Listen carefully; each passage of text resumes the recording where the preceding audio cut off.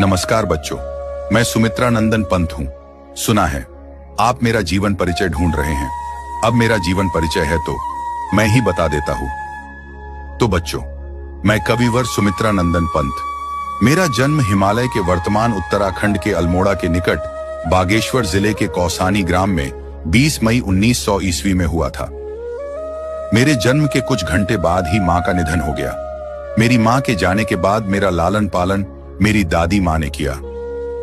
मेरे पिता का नाम गंगादत्त पंत था। 7 वर्ष की आयु में चौथी कक्षा में पढ़ते हुए मैंने सर्वप्रथम छंद रचना की।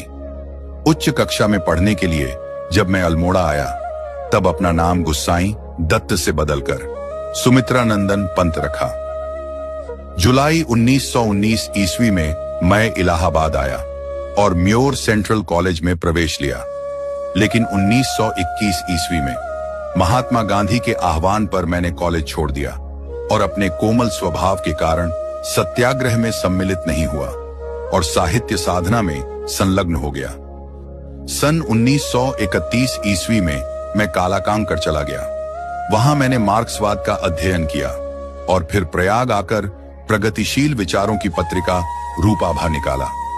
सन 1942 ईस्वी में मैंने भारत छोड़ो आंदोलन से प्रेरित होकर लोकायतन नामक सांस्कृतिक पीठ की योजना बनाई। उसे क्रियान्वित करने के लिए विश्व प्रसिद्ध नर्तक उदय शंकर से संपर्क स्थापित किया और फिर उनके साथ भारत भ्रमण को निकल पड़ा। इसी भ्रमण में श्री अरविंद से मेरा परिचय हुआ और उनके विचारों से विशेष प्रभावित हुआ। प्रयाग लौटकर मैंने अरविंद के दर्शन से प्रभावित अनेक काव्य संकलन प्रकाशित किए, जैसे स्वर्ण किरण, स्वर्ण धूलि, उत्तरा आदि। सन 1950 ईस्वी में मैं आकाशवाणी से संबद्ध हुआ और प्रयाग में रहकर स्वच्छंद रूप से साहित्य सृजन करता रहा। मैंने कला और बूढ़ा चांद पर साहित्य अकादमी, लोकायतन पर सोवियत और चिदंबरा पर ज्ञानपीठ पुरस्कार प्राप्त किया। सन 1977 ईस्वी में मेरा निधन हो गया।